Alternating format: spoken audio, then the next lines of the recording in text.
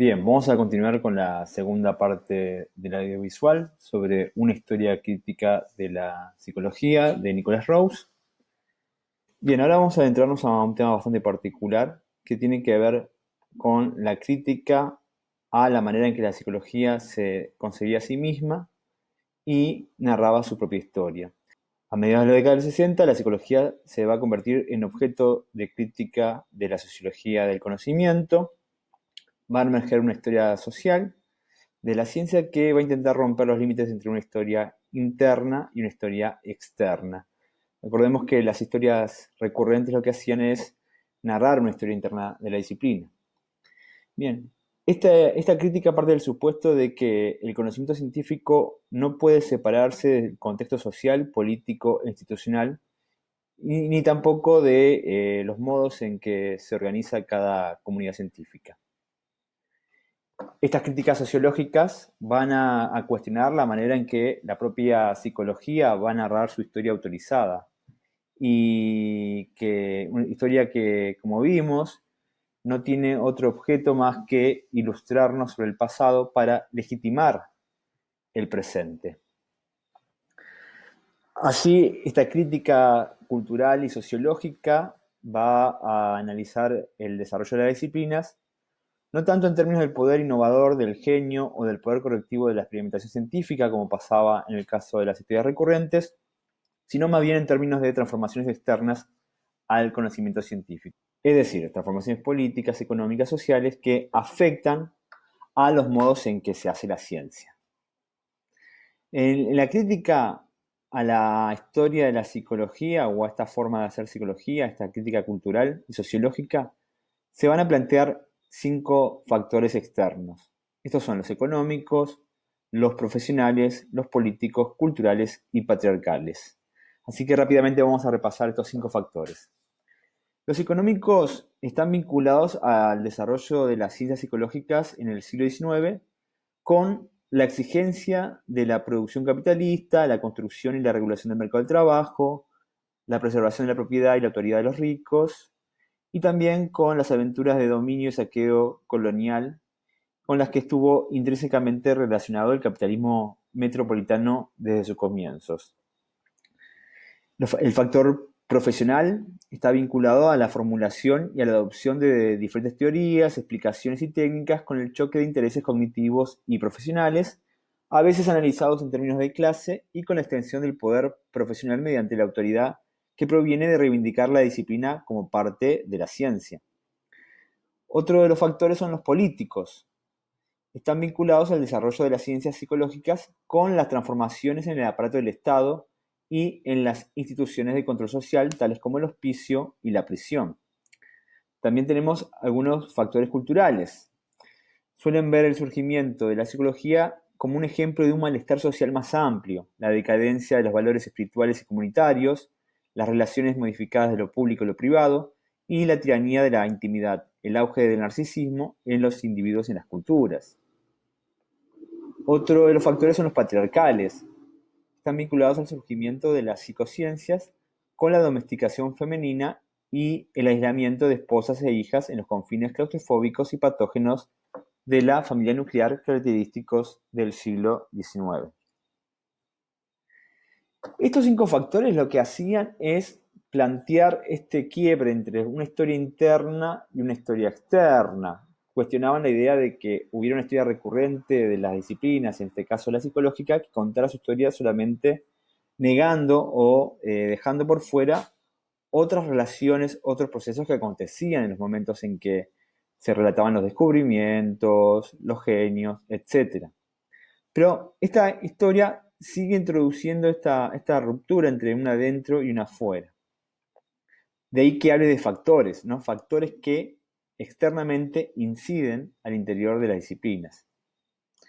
Rose va a realizar una crítica a la crítica. Va a cuestionar el modo en que esta crítica cuestiona el formalismo de las historias recurrentes de la psicología. Nos dice: dicha historia, escrita a modo de crítica, plantea cuestiones significativas en cuanto a la relación entre conocimiento y sociedad, entre verdad y poder, entre psicología y subjetividad. Sin embargo, ese uso de la historia es a menudo tan problemático como las versiones prestigiosas a las cuales se quiere oponer. Así, Nicholas Rose considera necesario que una historia crítica eficaz invierta la dirección de nuestra investigación con respecto a cada uno de esos temas, de esos factores identificados. En vez de hablar de factores económicos externos, como contextuales, es necesario arrojar más luz sobre la relación entre las vicisitudes del capitalismo y el surgimiento de las disciplinas psicológicas, analizando las condiciones políticas, institucionales y conceptuales que dieron lugar a la formulación de diversas nociones de la economía, el mercado, las clases trabajadoras y el sujeto colonial. Prestar atención a la manera en que esas condiciones problematizaron los diferentes aspectos de la existencia, el descalabro provocado por la industria, la productividad, la salud del trabajador, ya sea libre o esclavo, la administración concreta de las plantaciones coloniales, desde la perspectiva de la economía. Analizar así también la forma en que esas problematizaciones plantearon cuestiones a las cuales las psicociencias pudieron brindar respuesta. Respecto a los factores profesionales, adoptar una inversión similar con respecto a la cuestión de los intereses. Deberíamos, dice Rose, explicar la formación de los intereses mismos.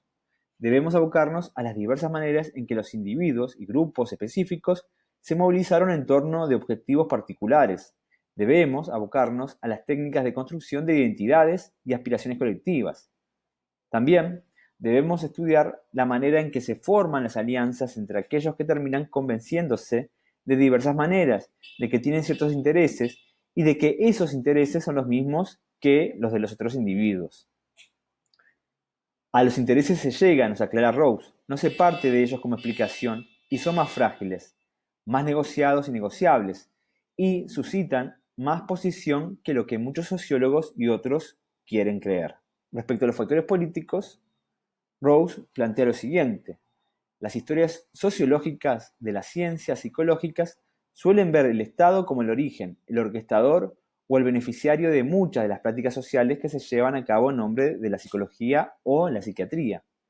Es precisamente el nacimiento de esa concepción del Estado la que debería ser investigada.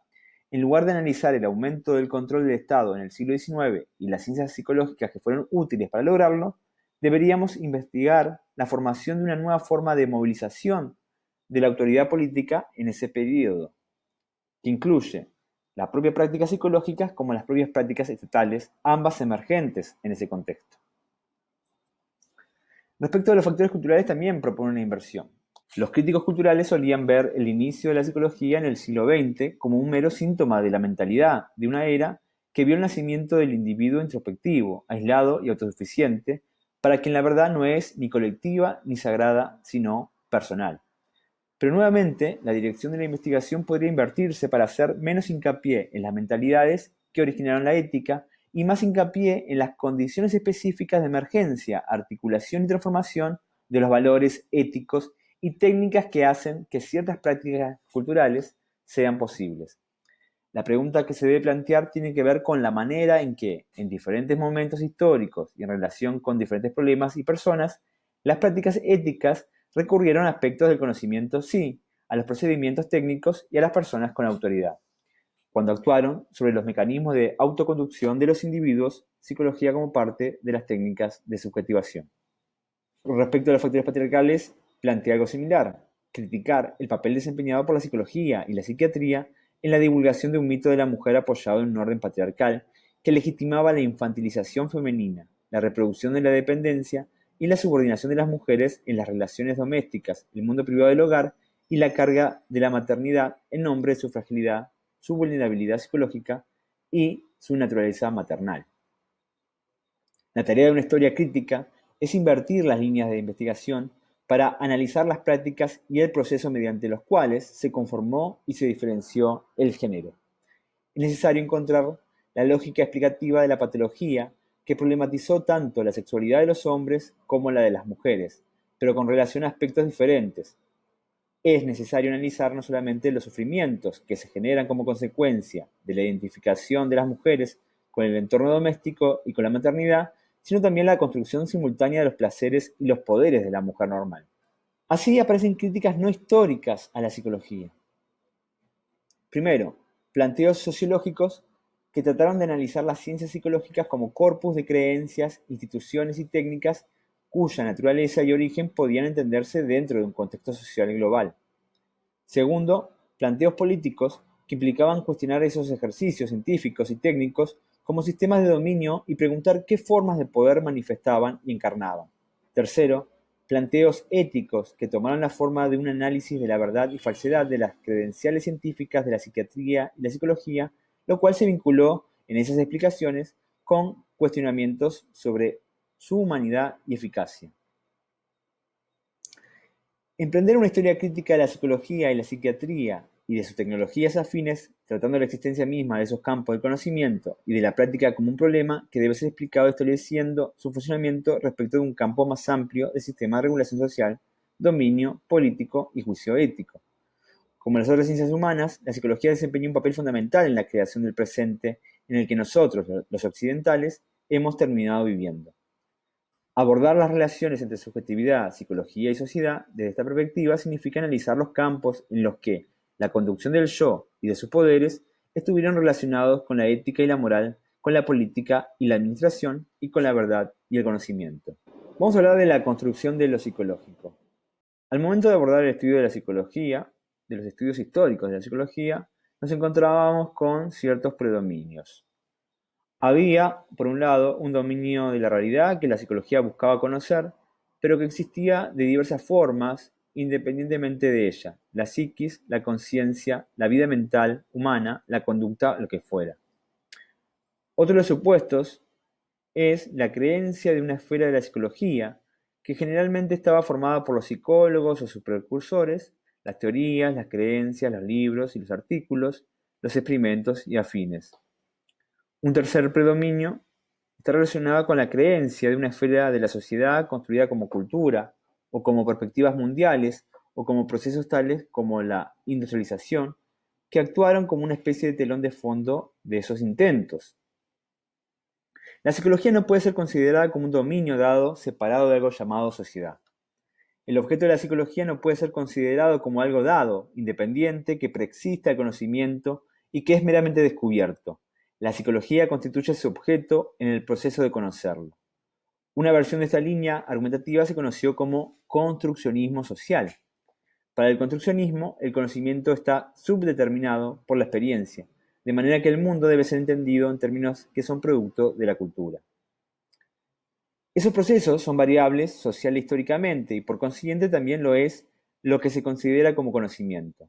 Las formas de conocimiento están encarnadas en los intercambios lingüísticos y en otras interacciones entre los individuos. Las capacidades de los procesos y cuestiones similares atribuidas habitualmente a los seres humanos en nuestra cultura o en otras, la niñez, el amor, el concepto del yo, los repertorios de emociones, la feminidad, la maternidad, la hostilidad, la agresión, se entienden de una manera más conveniente como resultado de esos procesos de construcción social e interaccional. El objeto mismo de la psicología es histórico. La psicología no puede alcanzar la universalidad en sus leyes por muchos motivos, pero fundamentalmente porque su objeto, la psicología humana, cambia con la cultura y es cambiado a su vez por la psicología misma. En segundo lugar, es a través de la investigación histórica que es posible analizar las negociaciones a través de las cuales ciertas técnicas de experimentación, formas de explicación y modos de argumentación fueron aceptados como definición de la disciplina de la psicología, y a través de los cuales la materia de la psicología se construye socialmente, tanto en el sentido de la construcción del conocimiento sancionado, como en el sentido de la construcción de su objeto de pensamiento, el sujeto humano. Tercero, muchos argumentaron que lo que fue socialmente construido debería ser deconstruido. De acuerdo con esa línea de pensamiento, la construcción social se refiere a un complejo de procesos interpersonales, culturales, históricos y políticos, incluida la psicología misma, que producen los objetos que estudia la psicología, tales como el niño o la madre, en relación con ciertas estrategias de poder o dominio, y la deconstrucción se refiere a todo lo que va desde una forma genérica de escrutinio y crítica hasta un método analítico formal para revelar las oposiciones originarias y las omisiones sobre las que ciertas filosofías o formas de conocimiento están fundamentadas. Rawls va a realizar una crítica al construccionismo social. Nos dirá que hay mucho para aprender de esos estudios. Sin embargo, la adquisición crítica de esas reivindicaciones respecto de la construcción social de la psicología y sus objetos descansa a menudo en un ataque a enemigos implícitos o explícitos, el empirismo y el positivismo.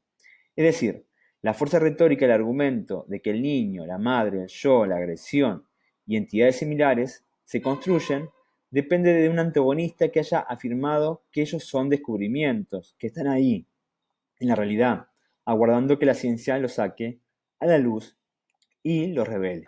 Por supuesto, es totalmente comprensible que los psicólogos críticos de su disciplina planteen sus argumentos de esa manera, dada la forma en que cierta imagen de la ciencia, de la lógica, de la investigación, experimentación, descubrimiento y validación estadística, etc., dominaron la investigación psicológica, particularmente en la tradición norteamericana durante las décadas de mediados de este siglo. Nos referimos al siglo XX.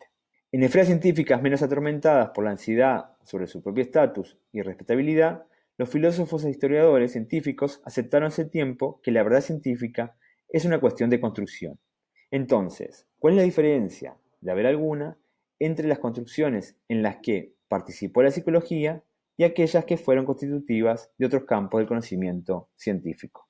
Bien, es así como Rawls emprende su crítica al construccionismo social y plantea precisamente el reconocimiento de la construcción del conocimiento, más allá de factores sociales, una construcción que es material. Los propios científicos reconocen que su trabajo requiere una construcción, ¿no? Para eso va a tomar un concepto que pertenece a la obra de Gastón Bachelard, que es el de fenomenotecnia. Se pregunta, ¿qué significa que el objeto de conocimiento se construya? Precisamente para Gastón Bachelard significa que la actividad de la ciencia se ocupa de la construcción de nuevos campos de objetividad científica. La ciencia implica una ruptura con lo dado, con el mundo que la experiencia parece revelarnos. La ciencia no debe ser entendida como una fenomenología, sino como una fenomenotecnología. La ciencia supone el intento de producir en la realidad, mediante la observación y la experimentación, aquello que ya se produjo en el pensamiento. En el pensamiento científico, dice Bachelard, la meditación sobre el objeto por parte del sujeto siempre toma la forma de proyecto. La observación científica es siempre una observación polémica, confirma o rechaza una tesis anterior, un modelo preexistente, un protocolo de observación. La experimentación es esencialmente un proceso por el cual las teorías se materializan a través de medios técnicos, porque, desde que se pasa de la observación a la experimentación, el carácter polémico del conocimiento se hace todavía más neto. Es preciso entonces que el fenómeno sea cernido, filtrado, depurado, colado por los instrumentos. En efecto, bien podrían ser los instrumentos los que producen los fenómenos desde el principio. Ahora bien, los instrumentos no son más que las teorías materializadas. Muchos construccionistas angloamericanos contemporáneos buscan revelar el carácter constructivo del conocimiento científico para poder deconstruirlo. Señalan las formas en que se produce la realidad científica por medio de instrumentos en los cuales están implícitas las teorías, técnicas y dispositivos de inscripción en un ataque irónico, incluso demoledor, a la idea misma de la ciencia. Sin embargo, para disgusto de aquellos que proponen esas teorías, dicha crítica a la ciencia paradójicamente rescata al empirismo. Se fundamenta en el mismo territorio que busca censurar, porque sus colores radicales dependen del mantenimiento de un ideal de la verdad como aquello que estaría fundamentado en lo empírico. Dentro de la tradición más sobria de Bachelard, señalar la naturaleza construida de la objetividad científica no es estorbar ni demoler el proyecto de la ciencia, no es ironizar sobre él ni deconstruirlo, sino, por el contrario, definirlo. Para Bachelard, la realidad científica no se condice con el pensamiento cotidiano. A su objetividad se llega y no se la experimenta meramente. La realidad científica contemporánea, y esto se aplica a una ciencia como la psicología, es el resultado ineludible de las categorías que usamos para pensarla, de las técnicas y procedimientos que usamos para ponerla de manifiesto y de las herramientas estadísticas y modos de prueba que usamos para justificarla. La construcción no es una cuestión de discurso o de lenguaje, es una cuestión técnica y práctica. Esa línea de pensamiento de Bachelard es la que siguieron estudios recientes de la ciencia como técnica, como pertinente a laboratorios, aparatos, inscripciones, tablas, gráficos, experimentos, técnicas, tipos de juicio, divulgación de conocimiento, a través de dispositivos institucionales como publicaciones y conferencias, como algo que tiene que ver con lo retórico y con otros procedimientos que estabilizan los hechos y las explicaciones. Las actividades que llamamos ciencia, así como los objetos de conocimiento y sistemas de explicación y juicio que producen, no son meras cuestiones de elaboración de sistemas de significación. De ahí que sea inútil buscar deconstruirlos, revelando los procesos de los que dependen sus pretensiones de verdad.